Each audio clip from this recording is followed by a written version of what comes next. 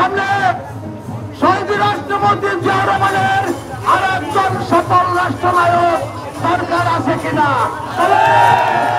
বলেন, দিয়ে তুলে বলেন।